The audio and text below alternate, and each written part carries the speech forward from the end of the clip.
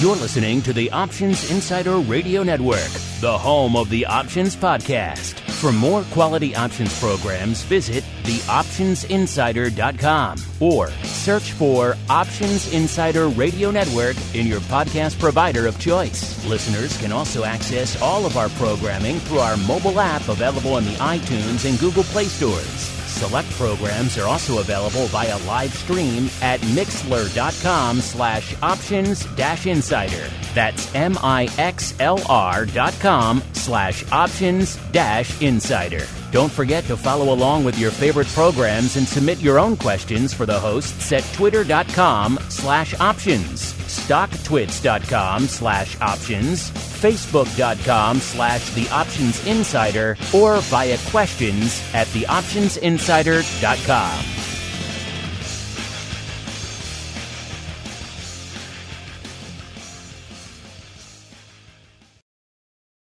Gold, crude oil, corn, soybeans, and more.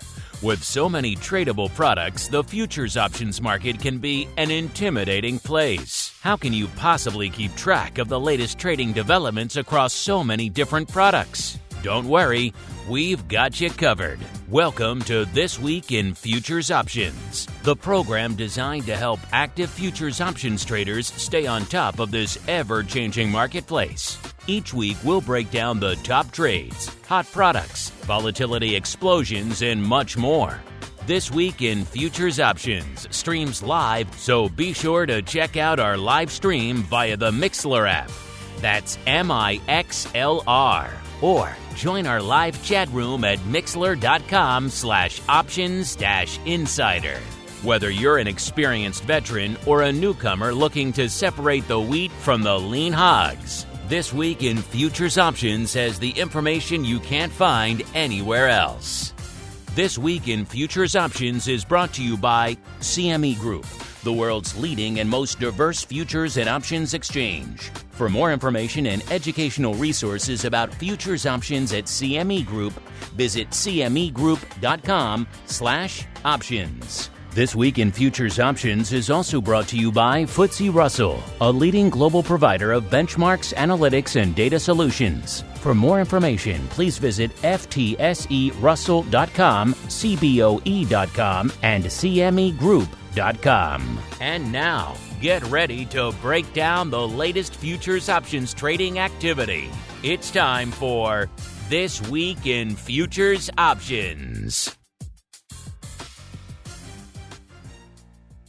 All right, everybody. That music means it is Thursday. It is 1:30 p.m. Central. It is 2:30 p.m. Eastern. Do you know what's going on in the world of futures options? Well, let's find out together because it is time for TWIFO, This Week in Futures Options. My name is Mark Longo from theoptionsinsider.com, as well as, of course, from the ever-exciting, ever-compelling Options Insider Radio Network. Reminding you out there, wherever you're listening to this show, it's available on just about every platform under the sun, it seems like now these days. Wherever you're listening to it, if it is available on that platform, do go ahead and rate and review. It does help the new folks continue to discover. Every month this year has been a new record in the 15-plus year history of the network. That's no small part thanks to you folks and your ratings and reviews. So keep it up. Of course, if your platform doesn't allow, you can always leave a rating or review on our network feed or via the App Store for all of our different apps we have floating around out there. A lot of different places you folks can leave ratings and reviews. And of course, if you want to go above and beyond, you want to get extra content in your lives like great pro Q&A sessions with leading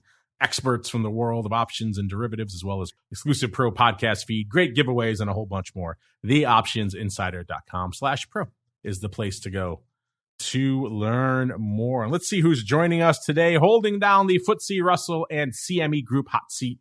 I am pleased to welcome back our old friend, Ms. Catherine Yoshimoto, the Director of Product Management over there at FTSE Russell. Catherine, welcome back to TWIFO. It has been too long.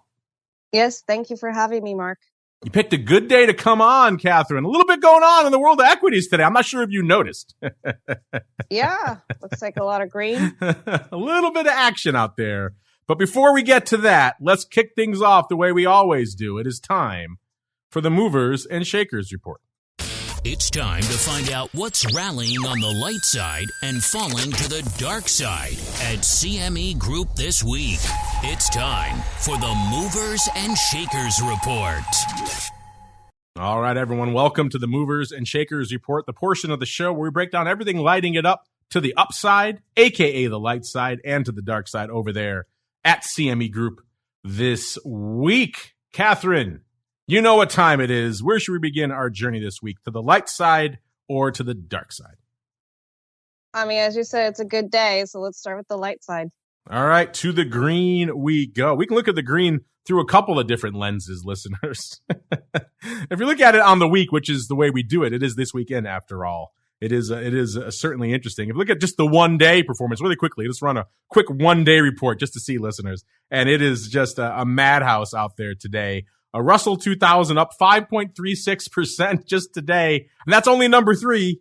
A NASDAQ number 2 up 5.45%. Our old friend Bitcoin up over 9%. Of course, that's coming hot on the heels of yesterday where it seemed like crypto was about to drag the market down into another death spiral. Everything was selling off pretty hard. So insane times afoot, listeners. Of course, if we dial the Wayback Machine all the way back to the end of last week's show, then we have our movers and shakers reports. Let's see. To the light side we go. Again, it is a rock'em sock'em week. Again, it shows you on the week, the Russell 2000 up about 4.25%, and it's only number 16 to the upside. That shows how much upside there is to be found out there this week, listeners. A lot of green on the. We can do a bottom about 8 or 10 or so. That's really about it. A lot of green on the screen this week, listeners. Number 5 is Class 3 milk, up 7.6%. It was number 5 in the same direction last week, so in the exact same spot pretty much.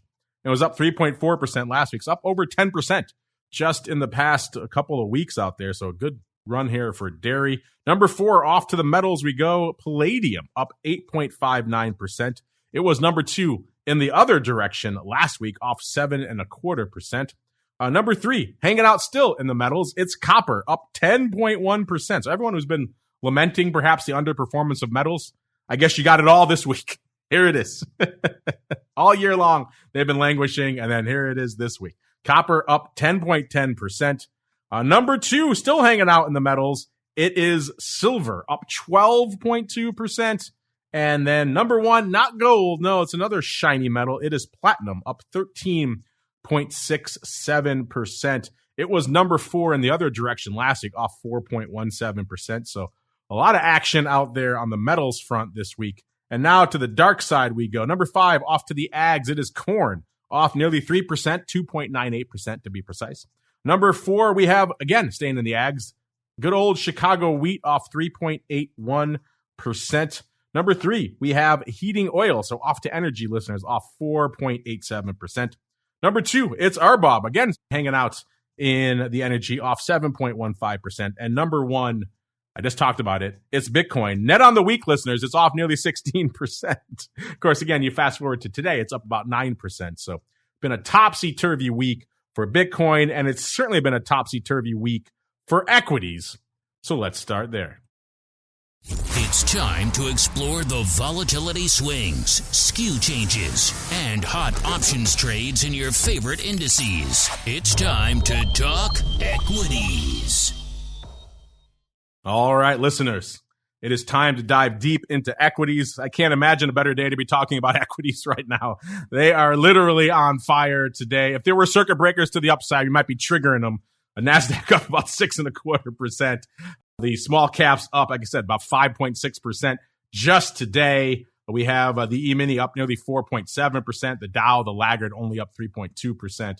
It's just green across the board. Of course, if you folks want to see all this data, all this good stuff for yourselves, all these reports we're going to talk about, CMEgroup.com/TWIFO, TWIFO is the place to go to get those free TWIFO reports. Then you're going to scroll down to the equities, listeners. So go into asset class and scroll down past ags and crypto and energy all the way down to equity indices. And then we're going to hang out here in our old friend, the Russell 2000, to kick off the show. And Catherine, speaking of the Russell 2000, it's been a crazy time out there. It's a crazy day in the Russell 2000, but it has also been a crazy year in the Russell 2000. I know when you're not busy talking to me, Catherine, you're out there crunching the numbers, looking at all the data from all things large cap and small cap and everything in between. So kick us off. Let's look back at this crazy year that has been the Russell 2000, Catherine.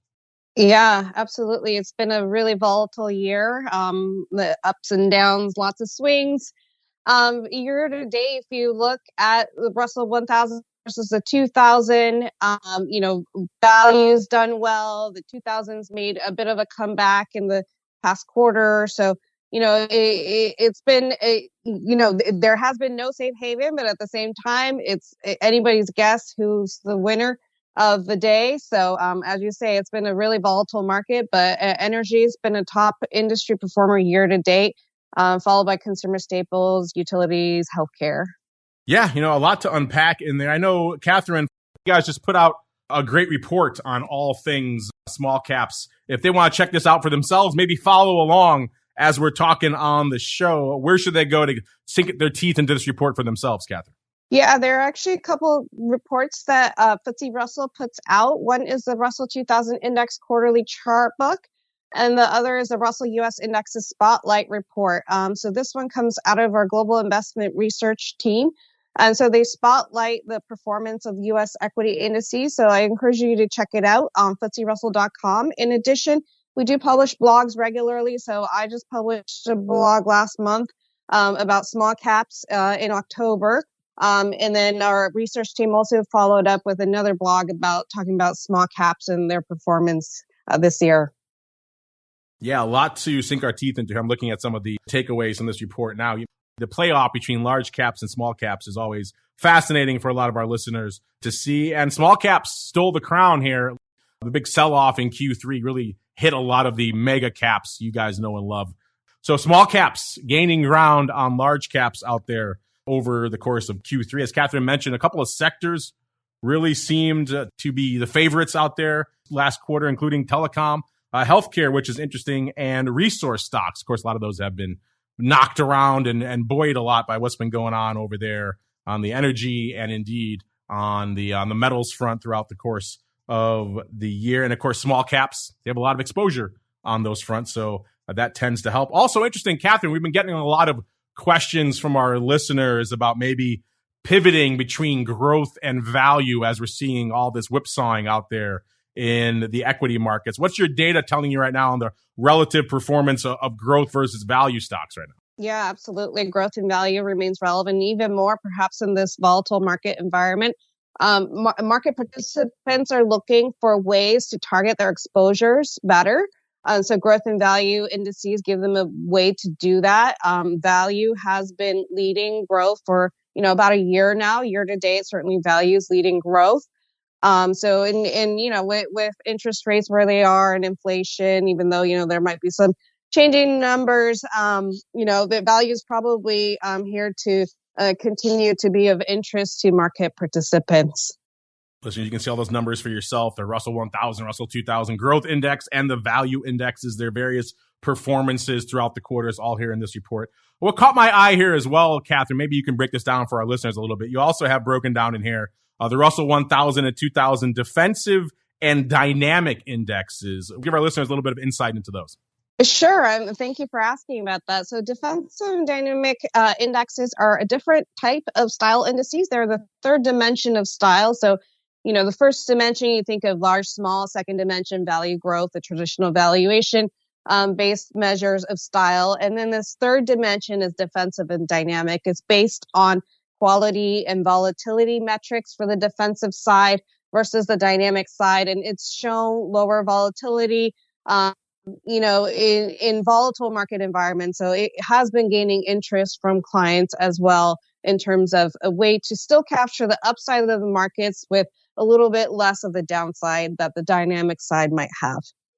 Interesting stuff. And we were talking about the sectors earlier. You guys also break down the entirety of the weightings for the Russell 1000 and 2000 for the sector. Any surprises coming to you as you're looking at the sector weightings at the end of the quarter there, Catherine?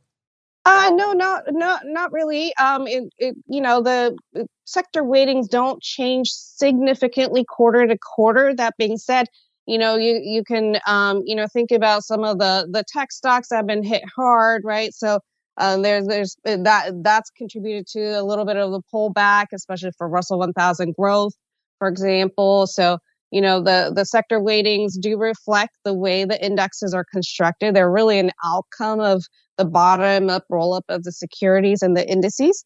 I would also point out that the Russell 2000 gets less revenue from outside of the U.S., so it's viewed more as a domestic index that could be insulated from volatility abroad. So, a lot of people are looking to the Russell 2000 as an indicator of the U.S. economy and also more insulated from turmoil abroad.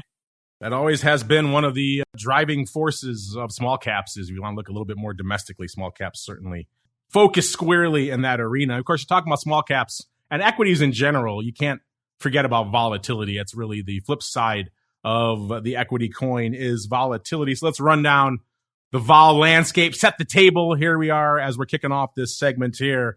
Small cap vol, obviously RVX, the VIX of the Russell 2000, a little bit shy of a 30s, coming back in again, down about 2870 or so, down a little over 2 points, about 2.1 points from where it was this time last week. VIX cash, a wee bit lower, about 23.5, down about 2 points as well, about a little bit less than 2 points, actually, about 1.95 points on the week. So that spread tightening up just a little bit. VVIX 84, almost 84.5, that's up about 5 points.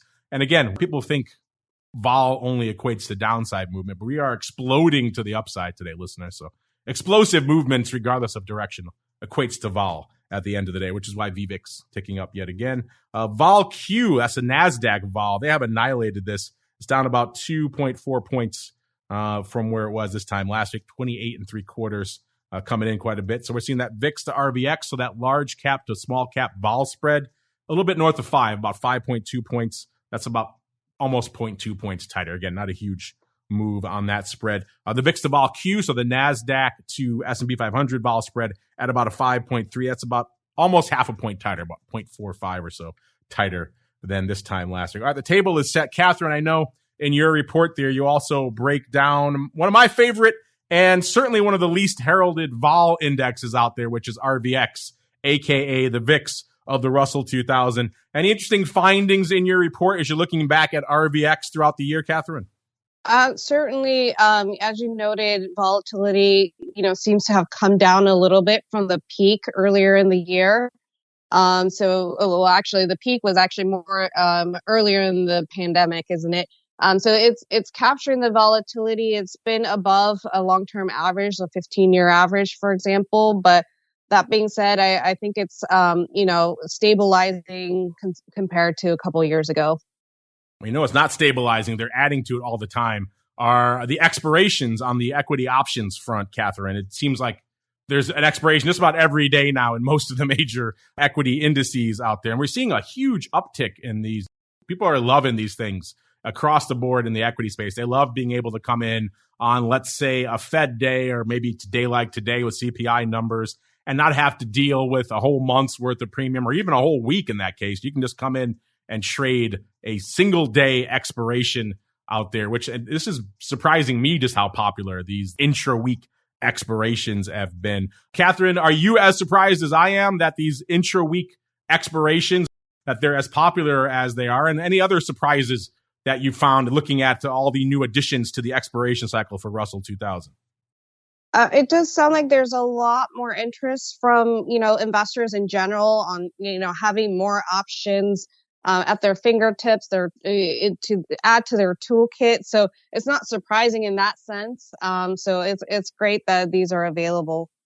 And also, speaking of availability, we just had a big episode we did just a few weeks ago with the folks at NinjaTrader focusing all about event contracts, kind of this new addition to the offering over there at CME. And one of those event contracts is on an index I think is near and dear to you, Catherine, which is the Russell 2000. It's analogous to a binary, effectively, in terms of will this event happen, yes or no, and using that probability to price out these event contracts. So what are your thoughts on these and the fact that the Russell 2000 was included in one of the initial offerings, Catherine?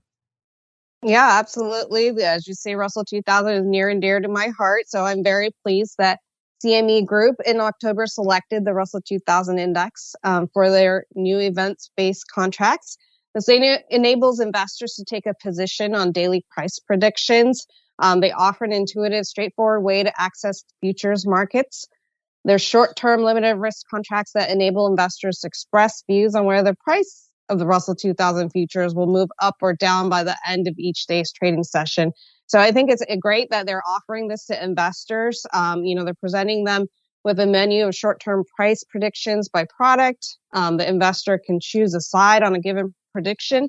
So for every event contract held that expires in the money in reference to the underlying Russell 2000 future settlement price, the investor receives a fixed payout. So, and what's great is that the cost is relatively low. Each event contract is sized at $20 per contract. So it's great. I'm absolutely thrilled that CME Group is offering this. Let's get on out now to the RUT options, see what's lighting it up out there in a pretty rock'em sock'em day and indeed week out there. Like we said, coming into this portion of the show, Russell 2000 hanging out at about an 1864, up only 3.3% just on the week.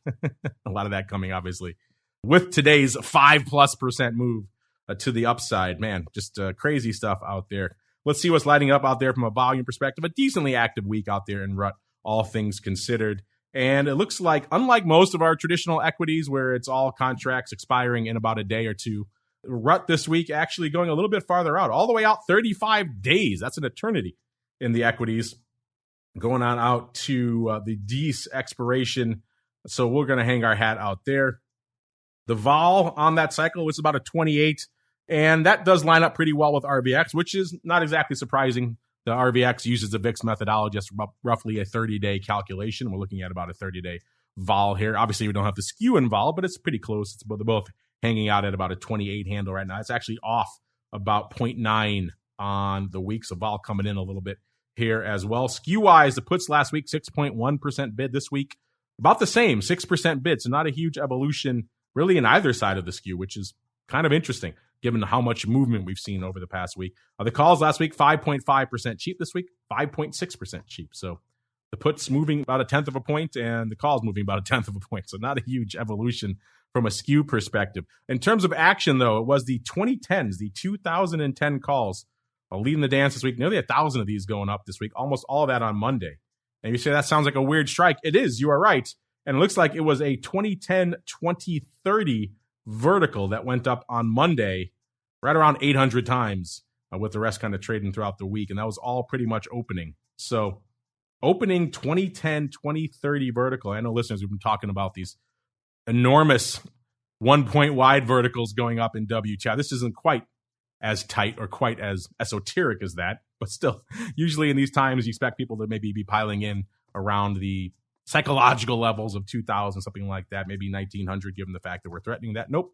2010-2030 vertical leading the dance, going up nearly 1,000 times this week. That is the big trade out here. And not to be outdone, there were some puts trading as well. It was the 1740 puts also in December going up. Monday was the big day, which is interesting. Not a ton going up today. Maybe sometimes these things move so fast. Not a lot of puts at least going up out there today. It was the 1740 puts going up about 500 times and the 1720 puts going up about 400 some odd times. Again, a lot of that coming on Monday, which is interesting out there. Let's look really quickly to see if we see any other interesting and or aberrant prints going up out there. In terms of paper going out pretty much tomorrow, which is what we usually expect to see, it's the 1820 puts.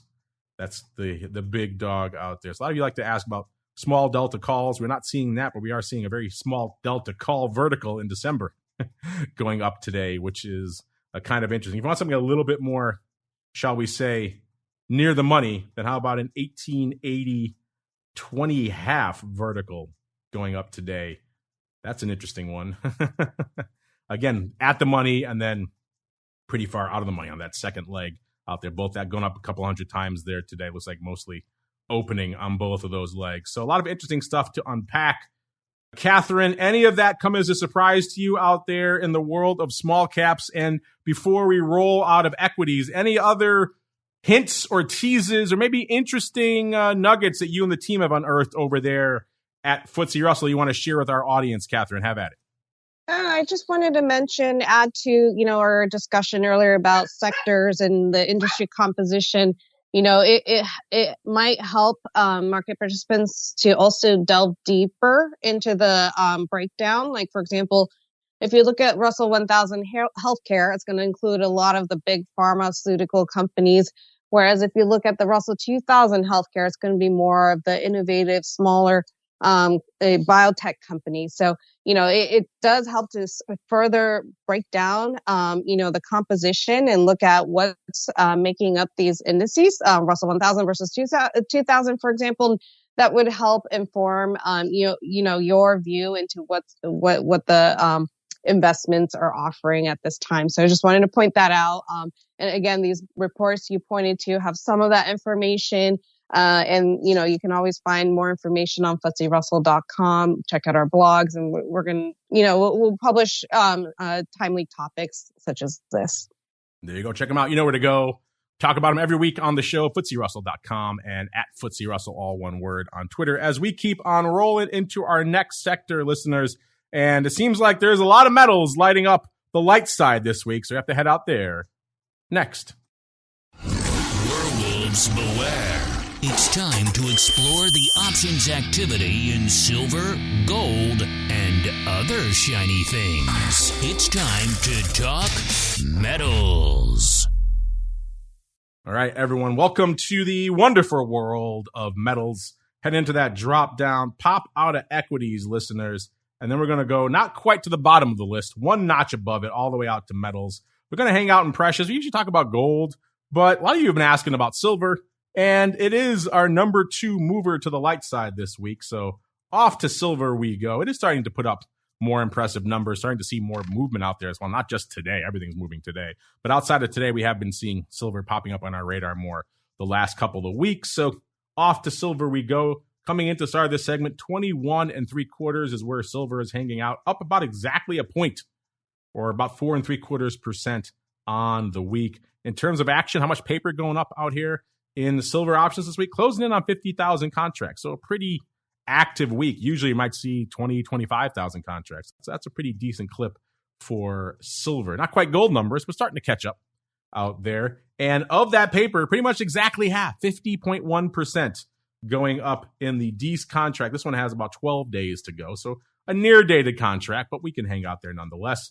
In terms of vol, what is the vol in silver right now? It's about a 32. It's off about 2.4, almost 2.5 points on the week. 32 is nothing to sneeze at from a precious metals vol perspective, so interesting. Also coming in a little bit, obviously a little bit more frothy than what we're seeing out there in gold of late. In terms of skew, last week the puts 0.2% cheap, so pretty much flat. This week, about 1.7% cheap. So puts getting a little cheaper out there. The calls in December, 4.5% bid last week, 4% bid this week. So calls staying about the same, slightly less bid here on the week. And in terms of action, like I said, we're at about a 21 3/4 right now. Looks like it was the 22 half calls leading the dance out there, doing nearly 5,000 contracts and nearly 10% of the paper going up in these 22 halves this week. And they were pretty active all week long. The big day was Wednesday, about 1,700 going up, slightly opening, 1,200 on Tuesday, slightly closing, and then back and forth kind of the rest of the week. Interesting. And then right behind it, we also have, let's see here, we also have about 22 calls. So 22 halves doing nearly 5,000, 22 calls doing nearly 3,000 contracts this week. The big day for those, also Tuesday. Looks like a 22 half, 22 vertical may have gone up. Some on paper taking it off because there's about 1,200 contracts going up there. Looks like there's 1,200 the 21 halves as well. So maybe someone closing out 1,200 each of the 21 half, 22s, and 22 halves all on Tuesday. So then maybe that accounts for a good chunk of the paper we're seeing out here this week, because the 22 even calls, that was a big day, was Tuesday. They only have done about 750 today, and that was also the big day for them of the 21 halves on Tuesday as well, 1,200 there as well. So pretty active call strip, looks like closing on a lot of that upside there in silver. Beyond that, there were some puts to be found. Actually, before we get there, they're also number 4 were the 23 calls. So if 22 halves, 22s, and 21 halves not optimistic enough for your blood, then the 23 calls, we're trading pretty actively this week. Also, not quite 1,200, 1,100 going up on Tuesday. So, and also closing. So it looks like someone was just unwinding a bit of a strip here to the upside in silver. And we have about 750 again going up today. So about 2,500 total of the 23 calls this week. And there were some puts, 1,500 of the 20 puts, again, also in December. The big day for those today, about 600 today. The rest kind of scattered throughout the week. Normally when we talk about gold, listeners, we look for some farther out shall we say, interesting upside paper. Ratio verticals, butterflies. Let's see if we can find anything like that here in silver. And the answer is kind of. We have out in March of next year, we have the 25 calls going up 1,300 times, pretty much all of that on Tuesday, about 1,162 of that on Tuesday. Also worth noting, it looks like we have the 22 and 3/4 and 30 calls going up 750 times on that same day on Tuesday. So it's not quite a fly. It's not quite 1-to-1, but it could be a ratio quasi-fly, I suppose you can call it out there. Either way, interesting paper. So silver keeping up the tradition of having some funky upside paper out here as well. You might ask about some of the other ones out there, listeners. They don't do a ton of paper on the precious side, but if we drop out of the precious and get into the base metals really quickly, copper has been known to do a contract or two, and it's up 10% this week. And copper, 34, almost 35,000 contracts on the tape this week. So copper becoming more of an options story over the years. When we first started this show, copper wasn't really anything to talk about. And what did happen out there was all solely driven by Chinese demand, and that was pretty much it. These days, we're seeing a little bit more interesting action out there in copper. Copper right now, about 3 3/4, listeners, up about 2.3% on the week. Of course, since Monday, you go back to last week's show, it's up a whopping 10.1%. And again, about 34, almost 35,000 contracts on the tape this week. About 40% of that going up in the D's contract, so we will hang out there. The at-the-money vol out there in the D's contract, about 31.60 actually, off about 1.2 points on the week. So similar from a vol perspective to what we're seeing out there in silver. Not even a point difference, really. And then skew-wise, the puts last week, 0.9% bid. This week, 2.8% bid, so the puts getting a little bit juicier. The calls last week, 2.6% bid. This week, 0.5% bid, so the calls coming in pretty dramatically. And in terms of action this week, it was the 4 calls leading the dance across the board. 4 calls in December doing 3,500 contracts, but the 4 calls in January of next year doing even more, doing 5,300 contracts. Those are actually the big dog. Almost all of that today, 5,045 going up today of the 4 calls in January in copper just today. So interesting. Decent sized paper going up just today in copper. And of course, if we go back to the D's contract, 3,500, the 4 calls trading out there as well. It's like it might be a bit of a vertical going up today. We have the 4 calls trading 2,600 times today, and a total of about 3,600 times on the week. Looks like closing throughout the week. Obviously, we don't know for sure about today. And then we also saw about 2,100 of the 390 calls going up today as well. So maybe a bit of a vertical 394. Interesting. That could be closing because there is a decent amount of OI. It's like the OI on the 4 calls, not enough to cover 2,600, so that probably is opening. So maybe they are rolling up. We are getting close to that 390 strike, so it's not a huge roll if that's the case, only a 1/10 of a point, but we've seen stranger things out there, the listeners. And let's see really quickly if any other interesting and or aberrant prints. Looks like it's mostly 4 calls out here leading the dance this week. We don't see the same type of paper that we see in gold, listeners, or in silver, where we see a lot of weird upside. We are seeing the 340 puts in March of next year doing a decent amount of paper as well. 3,500 of those going up this week. Pretty much all of that on Monday, all opening. And then we have the 290 puts going up about 1,800 times, also on Monday, also opening there as well. So size paper on the 340 and 290 puts all opening in March of next year. So interesting stuff. Don't get a chance to talk copper too often on the show, listeners. But with so many metals there, we kind of had no choice. And speaking of many different things to talk about, we are also seeing a fair number of ags on the list. So we'll head out there next. It's time to get our hands dirty exploring the latest options trades and trends in corn, wheat, soybeans, and more. It's time to talk ags. All right, everybody, welcome to the world of ags. Let's get our hands dirty and dive in. We have SRW wheat off nearly 4%, number 4 to the dark side. Corn off about 3%, number 5 to the dark side. We haven't talked about corn in a while on the show, listeners, so we'll head out there. It is kind of the big dog of the ag complex, listeners. Where is corn right now? 653 is where it's trading even, off 28 handles, about 4.11% on the week. 532,000 contracts going up this week. So a pretty active week for corn. Usually we'll see somewhere in the 400, maybe 440,000 range. So that's a pretty decently active week. And of that, about almost exactly half again, 49.5% going up. And the D's contract has about 15 days to go out there. So we'll hang our hat out there, listeners. What is the vol, you might be wondering, in December corn? It's about a 1960, off about a tenth of a point. So the vol not really moving this week. Also not that volatile. We just talked about silver and copper, both of them hanging out at about a 32. Small caps hanging out at about a 28. VIX at about a 23. And here's corn at about a 19.5, listeners. So not that volatile out there. In terms of skew, we're seeing the puts last week, 2% bid. This week, 5.7% cheap. So a big swing on the put skew. Calls last week, about a tenth of a point cheap. This week, 4.3% bid. So we're seeing big moves on both sides of the skew, which is kind of interesting. Both wings getting some action. The puts getting pretty cheap and the calls getting fairly bid. Again, we're talking starting from a low base point, only about 19.5, but still, that's interesting. In terms of action, what was the big dog out here, listeners? It was the 700 calls leading the dance by a country mile out here, doing 31,000, almost 32,000 contracts. So I said we're at about a 653 right now. So these are roughly $50 out of the money calls. Been trading pretty actively all week long. The big day was Tuesday, almost 12,000 on Tuesday, slightly closing. About 11,000 again going up on Wednesday, slightly opening.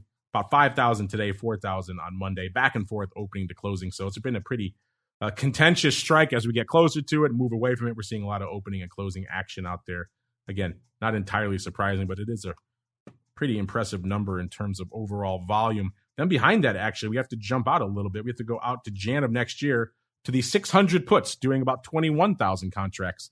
Most of that today, about 11,000 of that going up today, and then the rest kind of scattered throughout the week. About 5,000 on Wednesday, 4,000 on Tuesday, and less than 1,000 on Monday. Again, kind of scattered back and forth throughout the week, but there's only about 7,500 contracts open on this strike. So today's paper looks biased towards opening at the very least out there. So 600 puts doing about almost 21,000 contracts. Then we jump back here for number 3 to December again, and we have the 650 puts, so a little bit closer, pretty much at the money puts here, doing, again, 16,000 contracts. The big dog for those, Tuesday, about almost 7,000, 5,500 on Wednesday, 2,800 today, 1,300 on Monday. It looks like closing throughout the week, but there was a lot of OI on this strike. There was nearly 24,000 contracts open. So I guess there's a lot of OI to go. And as we got towards this strike, some folks maybe taking some of that off. That could also account for why we're seeing that put wing come in a bit this week. Folks are dumping out some of those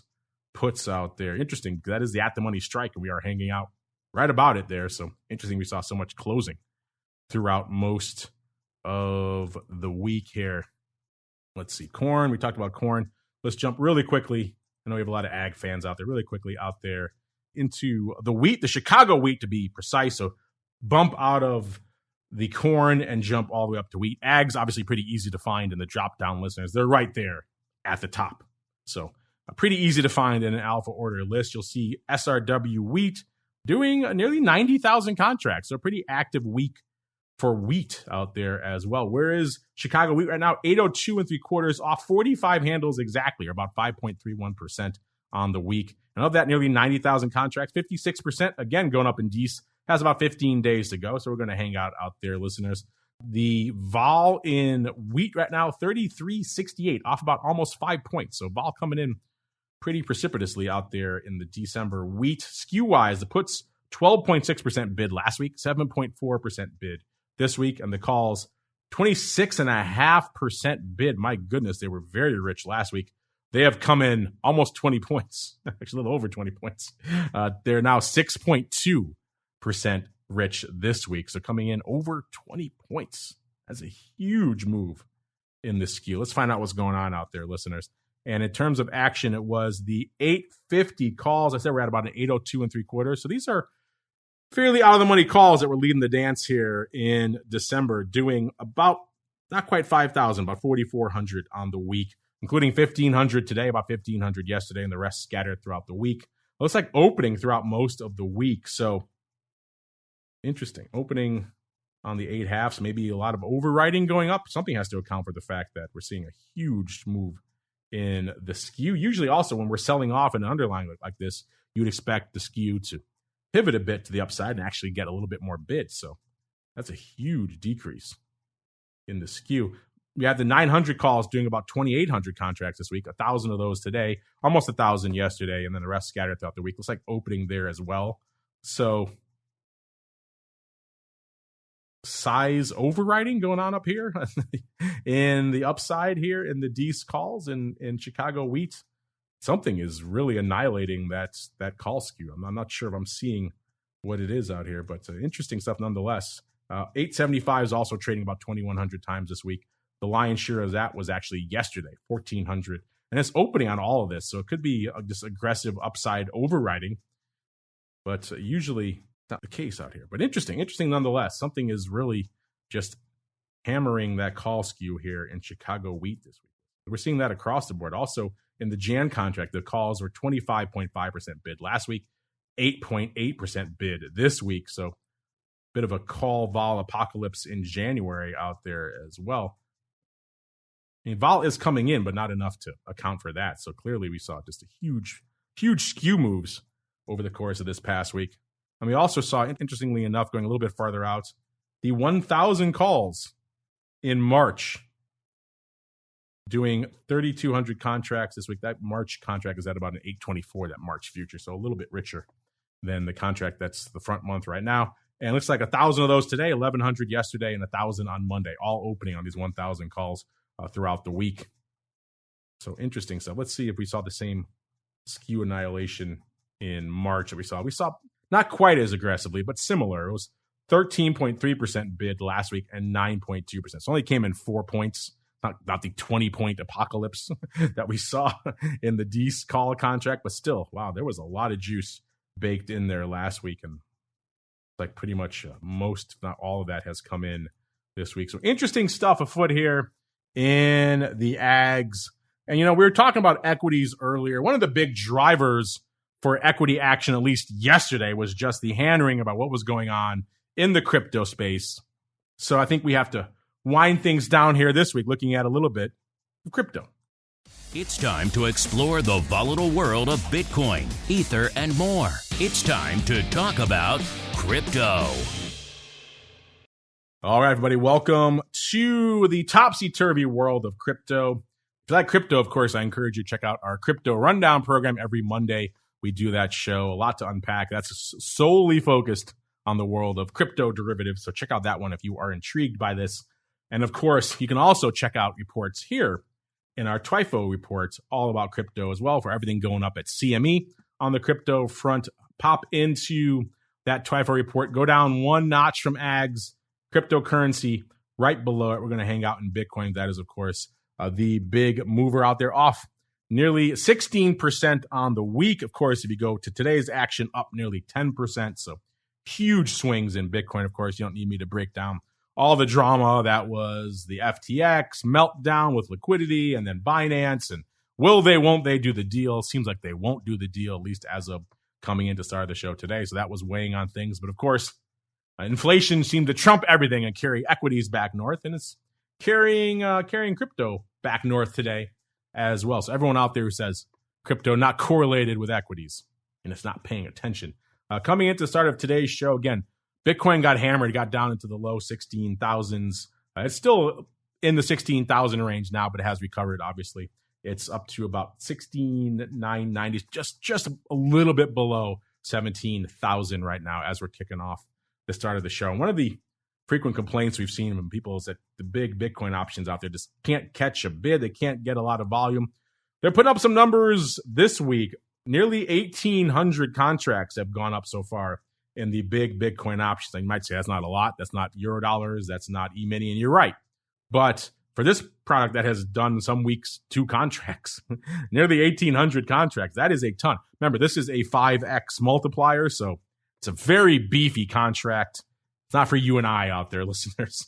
And doing 1,800 of these, that is a ton. Let's see what they were trading out here. It was the 12,000 puts doing 255 contracts. That is the volume leader out here this week. And that may sound like a outlandish strike. But then again, we were plummeting to new depths just yesterday out here, listeners. So maybe some folks were spooked. They were picking up. These are the Ds. Yeah, the Ds 12,000. So 12,000 by Ds expiration. We've seen crazier things. These were, it's like they were mostly opening. Another 220, all that going up today, actually. They're only 30 yesterday.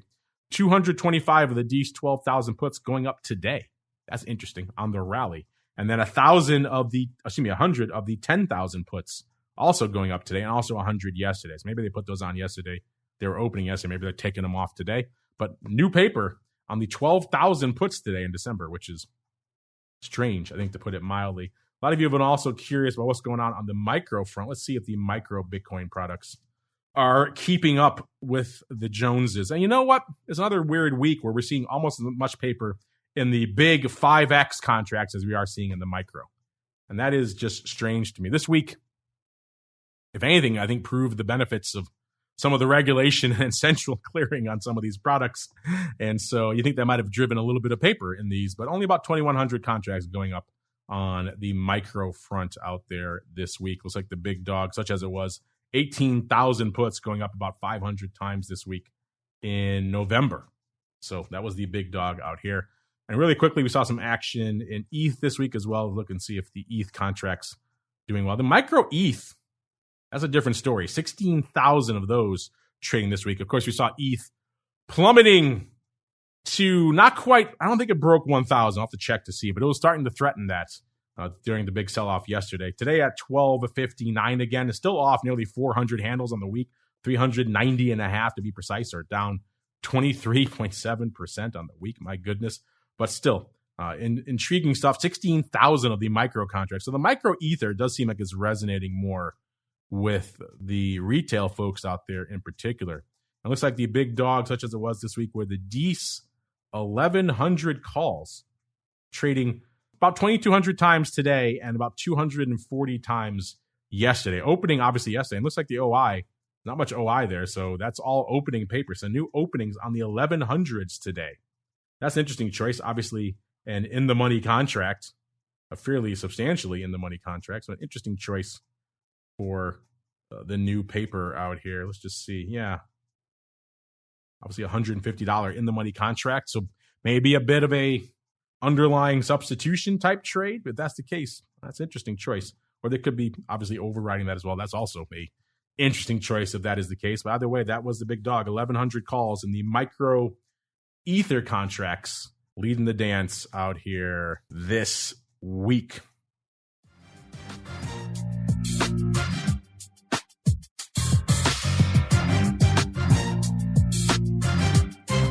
All right, and that music means we've come to the close of another epic journey through the world of futures options. We hit on a bunch of equities. Top of the show also threw in there some ags, threw in a little bit of metals, and of course, because it's a crazy week, all things crypto. Of course, I want to thank our guest joining us in the FTSE Russell hot seat this week with Catherine Yoshimoto. Catherine, you mentioned at the top of the show where they can go to find this report. Maybe reiterate that for our folks if they want to check out and really dive deep into all those details on all things small caps. Where should they go? What should they do, Catherine? Yep. Go to FTSERussell.com. That's FTSERussell.com. There's a research heading, so that's the best place to start. There's also a blog heading. So that's where we post all these reports on a quarterly basis as well as timely blogs. So feel free to check out our website for more information on the Russell 1000 and 2000 indices. And Catherine, we'd like to leave our audience wanting more. So before we go, if there's anything interesting you or the team are working on, maybe some upcoming research projects or interesting trends or things that you're noticing, maybe you want to leave with our audience, now is the time, Catherine. The floor is yours. Well, thank you so much for the opportunity. I think it's actually fantastic that our exchange partners, CME and CBOE, offer these derivatives, options, and futures so that investors can harvest volatility. So we're excited, again, with the recent CME launch. They've also launched earlier in the year the Russell 2000 dividend product, which I understand has been doing pretty well. So, I also, encourage the listeners to check out their products that, are tied to the Russell 2000. There you go. We've obviously had Tim McCord on multiple times talking about all those great products out there as well. And of course, we now have the event contracts to add into the mix. So however you want to get your taste of Russell 2000, listeners, there's a lot of things to choose from over there at cmegroup.com. And of course, if you want to see all that research Catherine was talking about, FTSE Russell, FTSERussell.com. Give them a follow on Twitter while you're at it as well, at FTSE Russell. All one word over there. That's going to do it for us on the network today. Listeners, I want to thank all of you who joined us today for the option block. And of course, for today, joining us again tomorrow, noon Central, 1 p.m. Eastern for Volatility Views. I have a feeling there's going to be a lot of vol to break down on the show tomorrow. So that should be a fun time. And then for all you pro folks joining us after that for Options Oddities. And then back again next week with all of our usual slate of content all the way through to another Thursday and another great episode of This Week in Futures Options. Stay safe out there, everybody. This Week in Futures Options is brought to you by CME Group, the world's leading and most diverse futures and options exchange. CME Group's markets help individuals and businesses around the world manage risks and seize opportunities. CME Group offers the deepest and most liquid options on futures across all asset classes, including interest rates, equity indexes, foreign exchange, energy, agriculture, and metals. For more information and educational resources about futures options at CME Group, visit cmegroup.com/options. This Week in Futures Options is also brought to you by FTSE Russell, a leading global provider of benchmarks, analytics, and data solutions. Investors in the U.S. and around the world are using FTSE Russell indexes to benchmark their investment performance and create investment funds, ETFs, structured products, and index-based derivatives. Many Options Insider Radio Network listeners will be familiar with the Russell 2000 Index. Russell 2000 futures and options are currently trading on the Chicago Board Options Exchange and CME Group. For more information, please visit FTSERussell.com, CBOE.com, and CMEGroup.com. This broadcast is intended for informational and educational purposes only and does not constitute trading advice or the solicitation of purchases or sale of any futures or options. The rulebook of the applicable exchange should be consulted as the authoritative source on all current contract specifications.